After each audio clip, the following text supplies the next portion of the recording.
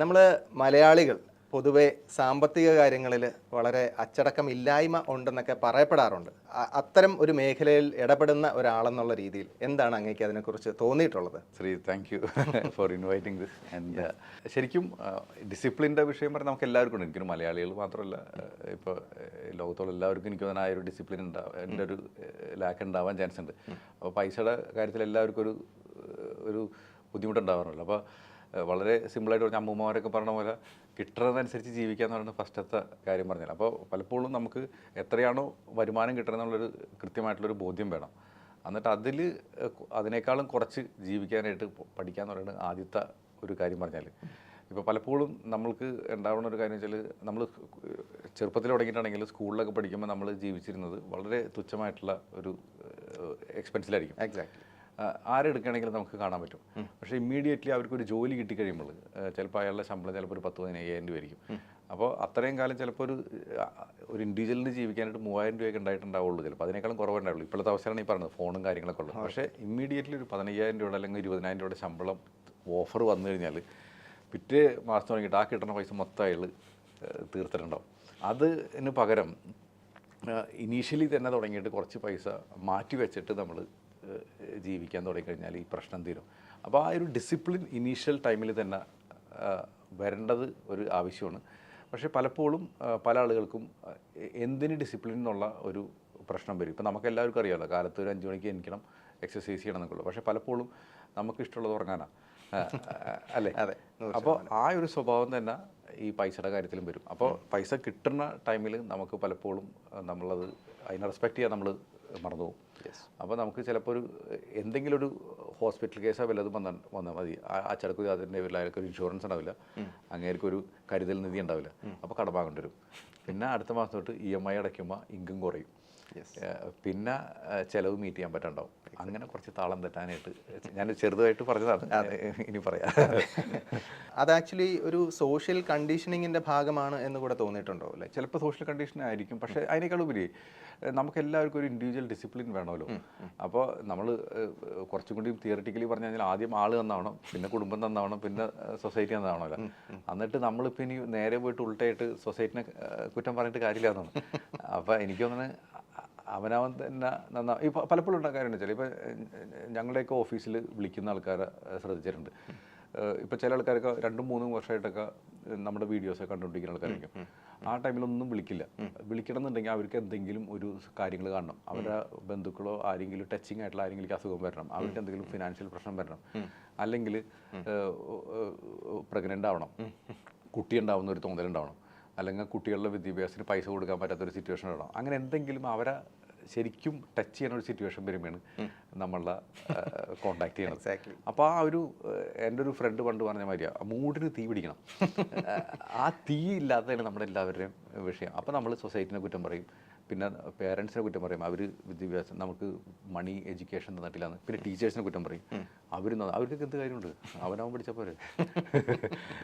School കാലഘട്ടങ്ങളിലൊക്കെ നമുക്ക് അത്തരം ഒരു ഫിനാൻഷ്യൽ എഡ്യൂക്കേഷൻ അല്ലെങ്കിൽ അത്തരത്തിലുള്ള ഒരു സാമ്പത്തികമായിട്ടുള്ള ഒരു അച്ചടക്കമായിട്ട് ബന്ധപ്പെട്ടോ അല്ലെങ്കിൽ മണി മാനേജ്മെൻറ്റിനെ കുറിച്ചോ ഉള്ള ഒരു പാഠ്യ പദ്ധതികളൊക്കെ ഉണ്ടല്ലോ. വളരെ ഒരു ബേസിക് നീഡിൽ പെടുന്ന ഒരു കാര്യമാണല്ലോ ഫൈനാൻഷ്യൽ സ്റ്റെബിലിറ്റി എന്ന് പറയുന്നത്. സോ അത്തരം ഒരു സ്റ്റെബിലിറ്റി നമുക്ക് നേടിയെടുക്കാനായിട്ട് ഇത്തരം ഒരു സ്കൂൾ കാലഘട്ടം മുതലേ അല്ലെങ്കിൽ ഒരു പ്രൈമറി കാലഘട്ടം മുതലേ ഒരു എഡ്യൂക്കേഷൻ സിസ്റ്റം ഇംപ്ലിമെൻറ്റ് ചെയ്യണമെന്നുള്ളത് അഭിപ്രായമുണ്ടോ അത്തരത്തിലെങ്കിൽ? നല്ലതാണ് അതൊക്കെ. ഇപ്പോൾ ശരിക്കും ഞാൻ പഠിച്ചിരുന്ന സ്കൂളിൽ ഒരു സെൻറ്റ് ആൻസ് പറഞ്ഞ ഞങ്ങളുടെ നാട്ടിലെ നല്ലൊരു സ്കൂളാണ്. അവിടെ മോറൽ സയൻസ് ഉണ്ടായിരുന്നു എല്ലാവർക്കും. പിന്നെ അതുകൂടാണ്ട് ഉച്ചയ്ക്ക് ഞങ്ങൾ ചോറുണ്ണേക്കാളും മുന്നേ ഒരു പ്രാർത്ഥന ഉണ്ടായിരുന്നു. അപ്പോൾ ഈ 2 സാധനം ഉള്ളതിൻ്റെ പേരിൽ എനിക്കൊക്കെ ഇപ്പോഴും എന്തെങ്കിലും ഒരു അൺഎത്തിക്കലായിട്ട് കാര്യങ്ങൾ ചെയ്യുമ്പോൾ എനിക്ക് ഓർമ്മ വരും സിസ്റ്റേഴ്സ് പറഞ്ഞ കാര്യം. ഞാൻ സത്യാവസ്ഥ പറഞ്ഞത്. അപ്പോൾ എനിക്ക് തോന്നുന്നു എൻ്റെ കൂടെ പഠിച്ച എല്ലാവർക്കും എൻ്റെ ഇപ്പോഴും ഞങ്ങൾ സ്കൂൾ ഗ്രൂപ്പൊക്കെ ഉണ്ട്. അവിടെ ആരും അത്ര കുരുത്തം കെട്ടവന്മാരൊന്നുമില്ല. കുറുമ്പന്മാരുണ്ട്, പക്ഷേ മറ്റുള്ള തല്ലുടി അങ്ങനത്തെ ആൾക്കാരൊന്നുമില്ല. അത് കാരണം എനിക്ക് തോന്നുന്ന മോറൽ സയൻസ് ഉണ്ട് അതിൻ്റെ പേരില്ല. ഈ മോറൽ സയൻസിലൊക്കെ ഞങ്ങൾക്ക് കുറേ കാര്യങ്ങൾ പഠിപ്പിച്ചു തരും. എനിക്ക് ഓർമ്മയുണ്ട് 5ാം ക്ലാസ്സിൽ ഒരു ടീച്ചർ പഠിപ്പിച്ചു തന്ന ഒരു കാര്യം പറഞ്ഞു കഴിഞ്ഞാൽ, നിങ്ങൾ സ്വർഗത്തിൽ പോകുന്ന ടൈമിൽ ഒരാൾക്ക് സ്വർഗരാജ്യം കിട്ടിയില്ല അത്രേ. അപ്പോൾ അതിൻ്റെ കാരണം വെച്ചാൽ അയാളോട് തുന്നൽക്കാരനായിരുന്നു.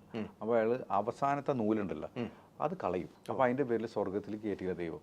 അപ്പോൾ എന്താ കാര്യം എന്ന് ചോദിച്ചപ്പോൾ പറഞ്ഞു വെച്ചാൽ, നീ അത്രയും വേസ്റ്റ് ആക്കണ്ടല്ലോ, അതിൻ്റെ പേരിൽ നിനക്ക് സ്വർഗത്തിൽ ഇതിൻ്റെ ക്രൈറ്റീരിയ അനുസരിച്ച് കയറാൻ പറ്റില്ല. കയറാൻ പറ്റില്ല. അപ്പോൾ ഞങ്ങൾക്കൊക്കെ മനസ്സിലായി ഭക്ഷണം കളയാൻ പാടില്ല, അതിൻ്റെ പേരിൽ ആണ് ഇത് വന്നത്. അപ്പോൾ ഞങ്ങളൊക്കെ അന്ന് അപ്പോൾ ചോറ് മൊത്തം തിന്നിട്ട് പാത്രം കഴുകുള്ളൂ. അപ്പോൾ ഈ സാധനം തന്നെയല്ലേ മണി മാനേജ്മെൻറ്റും. അത്രേ ഉള്ളൂ. Simple as that. അപ്പോൾ ഇവൻ ഇനി സ്കൂളിൽ പറയണമെന്നുണ്ടെങ്കിൽ ഐ ലവ് മാത്സ്. ഓക്കെ, എനിക്ക് അന്ന് തുടങ്ങിയിട്ട് എനിക്ക് മാത്സ് എന്ന് പറയുന്ന സാധനം എനിക്ക് ഇഷ്ടമല്ല. അപ്പോൾ എനിക്കാണ് അന്നേ ഒരു ബുദ്ധിജീവി ബുദ്ധിയില്ല, മണ്ടനായിരുന്നു, പക്ഷേ കണക്കറിയായിരുന്നു, അത്രേ ഉള്ളൂ. ഞാൻ സബ്ജക്റ്റിൽ എല്ലാത്തിലും പാസ്സായി കഴിഞ്ഞാലും, അപ്പോൾ ഞങ്ങൾക്ക് എല്ലാ സബ്ജക്റ്റിലും പാസ്സായി കഴിഞ്ഞാലും സ്റ്റാർ കിട്ടുമായിരുന്നു. ഞാൻ മാത്രമേ ഉള്ളൂ 5ാം ക്ലാസ് തുടങ്ങിയിട്ട് 10ാം ക്ലാസ് വരെ ഒരു പ്രാവശ്യം പോലും സ്റ്റാർ കിട്ടാതെ. ഒരു പ്രാവശ്യം എനിക്ക് ഇംഗ്ലീഷിൽ എല്ലാത്തിലും പാസ്സായി, മലയാളത്തിൽ ഞാൻ തോറ്റു. അപ്പോൾ അങ്ങനെ എനിക്ക് സ്റ്റാർ പോയിട്ടുണ്ട്. പക്ഷേ മാത്സിൽ ഇപ്പോഴും നല്ല മാർക്കുണ്ട്. ഞാൻ ഈ മാത്സിൻ്റെ കാര്യം പറഞ്ഞ കാര്യത്തുള്ളൂ. മാത്സിൽ നമ്മൾ പേഴ്സൻറ്റേജ് പഠിക്കുന്നുണ്ട്, കൂട്ടാനും കുറയ്ക്കാനും പഠിക്കുന്നുണ്ട്. പേഴ്സൻറ്റേജ് പഠിക്കുമ്പോൾ തന്നെ സാധാരണ പേഴ്സൻറ്റേജും പഠിക്കുന്നുണ്ട്, കോമ്പൗണ്ട് ഇൻട്രസ്റ്റും പഠിക്കുന്നുണ്ട്. ഈ പിന്നെ ടൈം വാല്യൂ ഓഫ് മണി പഠിക്കുന്നുണ്ട്. ഇന്നത്തെ പ്രസൻറ്റ് വാല്യൂ എത്രയാണ്, ഇത് ഫ്യൂച്ചറിൽ എത്രയാകുമ്പോൾ എത്ര വരുന്നത് എന്നുള്ളത് നമ്മൾ മാത്സിൽ 8ാം ക്ലാസ്സിൽ പഠിക്കുന്ന കാര്യമാണ്. ഇത്രയേ ഉള്ളൂ ഫിനാൻസ് എന്ന് പറഞ്ഞാൽ. ശരിക്കും പറഞ്ഞാൽ ഇപ്പം നമുക്ക് പറയാണ്, എൻ്റെ കുട്ടിയുടെ എഡ്യൂക്കേഷന് എനിക്ക് ഇന്നത്തെ കാലത്ത് ഒരു 15 ലക്ഷം രൂപ വേണമെന്ന് പറയണം. എൻ്റെ കൊച്ചിപ്പോൾ ജനിച്ചിട്ടുള്ളൂ, നിങ്ങൾ കണ്ടല്ലേ കൊച്ച്, രണ്ടാമത്തെ കൊച്ചിൻ്റെ മൂത്തതിൻ്റെ പോട്ടെ. അപ്പോൾ എനിക്ക് എൻ്റെ കയ്യിൽ ഇനി 17 വർഷം കിടക്കുക. ഇന്നത്തെ 25 ലക്ഷം അല്ലെങ്കിൽ 15 ലക്ഷം എഡ്യൂക്കേഷൻ വേണ്ടത് ഇനി അടുത്ത 17 വർഷത്തിൽ എനിക്ക് മിനിമം അത് 3 ടൈംസ് ആയിട്ടുണ്ടാവും. ആ 3 ടൈംസ് എത്തിക്കുക എന്നുള്ളതാണ് ഇന്ന് ഞാൻ ചെയ്യേണ്ടത്. ഇത് ശരിക്കും പറഞ്ഞ 8ാം ക്ലാസ്സിൽ പഠിച്ച മാത്സ് അല്ലേ? അതെ അതെ, എക്സാക്ട്ലി. അപ്പോൾ അവിടെ എനിക്ക് തോന്നുന്നത് നമ്മുടെ പാഠ്യപദ്ധതി ഇല്ലാത്ത കാര്യം വെച്ചാൽ ഇത് എന്തിനാണെന്ന് പറഞ്ഞു കൊടുക്കാനുള്ള ഒരു സാധനം ഇല്ലാത്തൊരു മിസ്സിങ് മാത്രമേ ഉള്ളൂ. അതുകൂടി ചെയ്തു കഴിഞ്ഞാൽ ഇപ്പോഴത്തെ കരിക്കുലം തന്നെ മതി എന്നുള്ളതാണ് എനിക്ക് തോന്നുന്നത്. അത് കുറച്ചും കൂടി ഒന്ന് കേസ് സ്റ്റഡി ബേസ് അവിടെ അത്രേ ഉള്ളൂ. ഫ്യൂച്ചറിസ്റ്റിക് ആയിട്ടുള്ള കാര്യം പറഞ്ഞുകൊണ്ട് ഞാൻ ചോദിക്കുകയാണ്. ഇപ്പോൾ നമ്മുടെ റിച്ച് ഡാഡ് പുവർ ഡാഡ് എന്നൊക്കെ പറഞ്ഞ ബുക്ക് എഴുതിയ റോബർട്ട് കിയോസാക്കി അദ്ദേഹം പറഞ്ഞ പോലെ, ഇപ്പോൾ അദ്ദേഹം വലിയൊരു ബില്യനറും കൂടെ ആണല്ലോ. അപ്പോൾ അദ്ദേഹം പറഞ്ഞതുപോലെ ഇപ്പോൾ don't work for money, let your money work for you എന്ന് പറയുന്ന ഒരു കോൺസെപ്റ്റ് ഇല്ലേ?